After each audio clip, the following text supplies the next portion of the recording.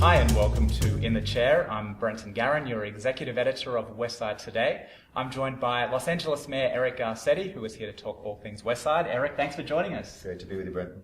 You are coming up to your one-year anniversary since being elected last May. What would you say you're most proud of since taking office? Well, in the last 7 months, we've really set our eyes on two goals: trying to make City Hall work again and jumpstart our economy. Those two things, one inside this building and one outside. But making City Hall work really means getting back to the basics, and I'm proud that we've pursued reform at the Department of Water and Power. Got a good contract we negotiated for the first time in many, many decades.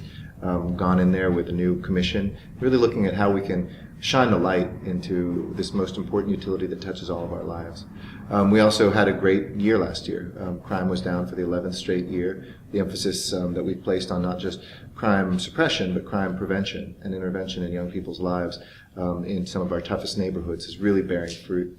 And we had a great year for visitors. We had 42.2 million, a record. I want to establish 50 million as our goal by 2020, but we're investing in some of our core industries and seeing that lead some of our economic comeback. So I think whether it's the economy, whether it's keeping a safe city, or reforming City Hall, we're well on a pathway forward. You are a big advocate of technology. Ride-sharing apps such as Uber, Lyft and Sidecar are making headlines in recent times. Taxi companies understandably against it, but you're a bit of a supporter. Are these companies good for Los Angeles?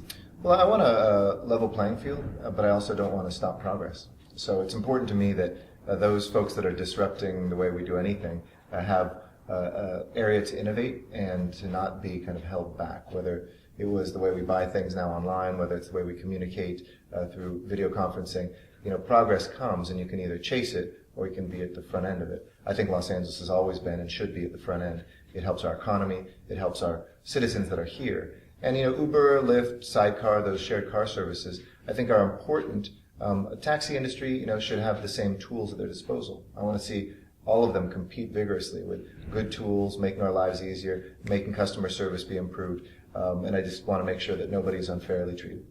You were Vice Chair of the Metro Board of Directors, and last July you had the power to appoint 3 people to that board. Mike Bonin, who represents Council District 11 on the West Side, is one of them. Can you tell us why you selected him? Well, Mike's a great friend and a great representative. We've been colleagues for a long time here at City Hall, and I was really pleased that he was elected. He was a strong supporter of mine when I ran for mayor. But let's face it, the West Side of Los Angeles is the most choked traffic anywhere in the city and arguably maybe anywhere in this nation. So it was very important for me, not only given that condition, but also the investments that we're making, extending the Purple Line down Wilshire, bringing the Expo Line all the way to the ocean, the improvements of the 405, and I hope the longer term, better improvements to the Sepulveda Pass. All of those hit the West Side, and it was very important for me to have a West Side voice as one of my 3 appointments, and he's done a great job. Planning for the extension of the Metro Purple Line to West Los Angeles is ongoing. The Century City Stop location has been a point of much controversy. Do you have a position on that specific issue? Yeah, I do support the stop at Constellation and Avenue of the Stars. I think it makes the most sense. It's the most central. But we want to make sure it's done in a way that doesn't endanger anybody in the Beverly Hills School District. And I'm confident that that can be done. But you can only get one chance to do these things right. I think we should put lines in the right places. I think about the Red Line that was built years ago. There was supposed to be a stop at the Hollywood Bowl. But some folks didn't want it, were threatening to sue, did all sorts of things, and so it bypasses. Now you have to get off at Hollywood and Highland, walk, get on a bus, be in traffic, and there's a real missed opportunity. So I want to see us build the Purple Line right. I think the Constellation stop's the right place. What do you think about the City of Beverly Hills' opposition? And obviously they don't want to go underneath Beverly High. Do you think they're justified in their position? I understand their concerns. I hope we can work them out, and I'm pretty optimistic that we will, in a way that will make sure that there's no students that are unsafe. Nobody would want that. And just because it's a neighboring city, I care as much about those young people as I would in my own city. So I'm confident we can do that in a way, and I know there's a lot of behind-the-scenes discussions. I'm optimistic we can resolve it. And is there anything you can speak about in terms of more decisions being made this year for that project? Well, this year, a request for proposals will go out for design-build contract to actually start extending the Purple Line. The first piece, won't be in Beverly Hills. It'll be extending out to the La Brea, La Cienega, kind of that corridor in between. And I think that'll be very exciting for LA to get, for instance, a stop at Fairfax, where you have LACMA and the Peterson, all these places where you can begin to see the real impact of having the Purple Line extend the most densely trafficked corridor anywhere in America. It'll make a huge impact on the quality of our lives. but I want to see that accelerated. Okay. Well, let's talk about film and TV. There's been reports, and it's been ongoing, I guess, for the last few years, that people say productions are leaving to places where there's better tax credits. A lot of people on the West Side obviously work in production and the film industry. What can you say can be done to sort of keep that production here? Well, I think there's been a real economic and a real personal impact of this. We've lost, hundreds of millions of dollars in productions that don't shoot here anymore. But there's been a personal impact when you're an actor, a producer, a grip, a gaffer who has to leave town, leave your family, and are separated from your spouse, separated from your children for long shoots in foreign places or other states. I think California has been smart about its tax credit. It doesn't go so far and so deeply that it takes money away from critical other services like schools or paving our streets, but it's too small. It's only $100 million.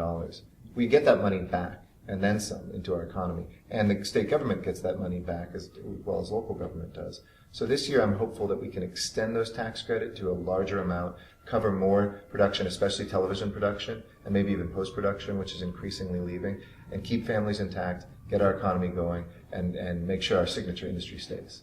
Santa Monica Airport is a big issue on the West Side. The agreement between the FAA and the City of Santa Monica ends next year. It's a lot of talk. Where do you stand on the issue of the airport and its current operations? Well, the City of Santa Monica obviously has the primary municipal responsibility, but it affects so many Angelenos that are there in the surrounding neighborhoods. I've been backyard barbecues with jets landing, and it feels like they're landing in your backyard. So to me, there are definite concerns on noise and on pollution. I hope that we can be a part of that process with Santa Monica. I think FAA at the end of the day has the authority to say whether it stays open or closed. If it continues to stay open, it has to be better mitigated, in my mind. But it's a legitimate question to ask whether or not we should still have an airport right there, smack dab in the middle of all these neighborhoods. There's been a lot of talk about the LA Department of Water and Power. How will West Side residents be affected at all by what's been happening? I think everybody's affected by water and power. We get that bill, and there's a lot of things on the bill, not just water and power, but other things that have passed on balance in the past. But for me, it's really important that this most fundamental service that we provide, the basics of life, that we do it in as transparent a way as possible, that we have good leadership, that we find out where ratepayer money is going. It's one of the reasons I authored the legislation, the ballot proposition, to establish a ratepayer advocate, who right now is kind of a second opinion whenever there's proposed rate increases. We know that rates will go up. People on the West Side will feel that. 74% of that is just because the state is mandating things that we have to do in the way that we generate power and the type of power we generate. But that last 26%, what can we do to keep those prices down? Are we being efficient? Are we investing in our infrastructure? Are we looking at being environmental stewards in an appropriate way? And I want to restore the luster of this department. I think we're really lucky to own a public utility. Our rates are lower than the private utilities around us, but I still think that there's greater efficiency and openness that we deserve at that department. Yeah. At only 42, you're one of the youngest elected mayors that's been in office here in over 100 years. What advantages do you think your youth is bringing to City Hall?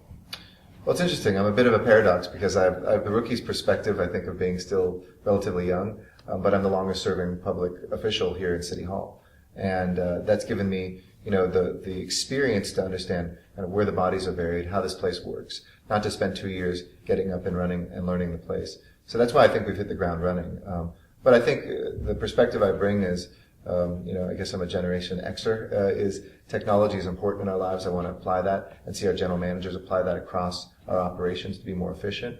I don't see a Los Angeles that is on decline. I see it on the rise. I remember those days in 1984 when the Olympics were here as a 13-year-old boy. I want to bring back that luster, that international prestige, and the kind of focus of the world that LA is a great place again. So I think I was born at a time when LA was at its last peak, and it inspires me to restore that now as mayor. And how would you describe your leadership style compared to your predecessor, Antonio Garcetti? I think I'm a careful listener. I try to lead by listening. I try to really get out there, and I took the subway in today, and I walked by 2 homeless people. I saw and talked to a gardener, who was outside an apartment building. You have to understand and see and feel your city every single day. That's just the way that I lead.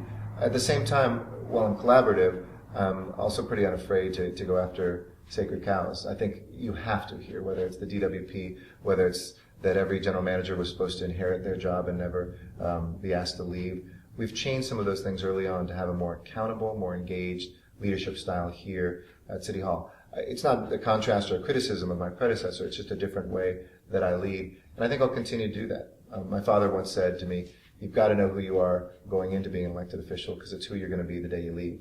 Hopefully it'll be on your terms. It might not be. The voters will have that say.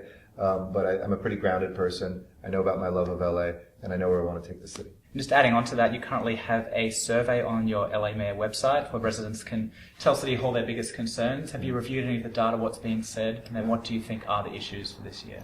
We wanted to start out the year again listening to the city, and we have looked at some of that. Whether it's concerns about homeless encampments in Sunland, Tahunga, or on the east side. Traffic, of course, on Westside is something that we hear a lot about. When's the 405 project going to be done? Looking in South LA at opportunities around education and making sure that we can really address the needs of South LA as we have transit lines that are going to be built there. It is wide and varied, but I'll say this, there's really a common theme that people want city government to work again. And they want to be back at work. They want an economy that is more business friendly, and they want a city government that's more person friendly. And I think those two things together, if we can put more of a human face, thanking somebody like Riot Games that's moved to the West Side in Los Angeles, one of the best software developers and gaming companies in the world, providing already 1,500 jobs and probably doubling in a couple of years, then the rest of the things become easier because when they're there, there's jobs, people pay taxes, I can pave more streets, we don't have to raise parking rates and parking tickets and all those things that we all hate. So those two things are really my focus, making city government more friendly and making the city more business friendly. And you recently welcomed the restoration of Sunday hours at 9 LA regional libraries. How is that made possible? Well, I chaired a campaign for Measure L, which the voters passed, L for libraries. After the cuts early in the recession, we realized how deep those cuts had been to the libraries were pretty devastating, and we wanted to put something permanent in our city charter to guarantee funding for our libraries. Over the last 3 years, we've been restoring different hours during the week, opening up on the weekends, and this was the last piece, restoring the 9 regional libraries back open on Sundays. And that will stay now in there forever because that's part of our city charter. And yeah, I loved going to the library growing up. I used to go to the Sherman Oaks Branch Library. When I got my first library card, I was so excited. It's a place of learning, a place where you can become a citizen, a place where you can get health care. Our librarians are really the gateway to so many things more than just books. And that's why it was important for us to do it. And there's 64 other libraries across LA. Will some of them be maybe coming back on Sunday as well in the future? They haven't been open on Sunday. It was always just the regional libraries, so we restored that in a year early. But we'll certainly explore that. I think we looked at the amount of revenue that we're getting under Measure L, and we've been pleased we were able to accelerate this. We might even be able to expand it. But it's always been those regional ones on Sundays, all 64 branch libraries also on Saturdays. And on a lighter note, you recently went to my home country of Australia for a 1-week vacation. Yep. Can you tell us what you experienced down under? It was great.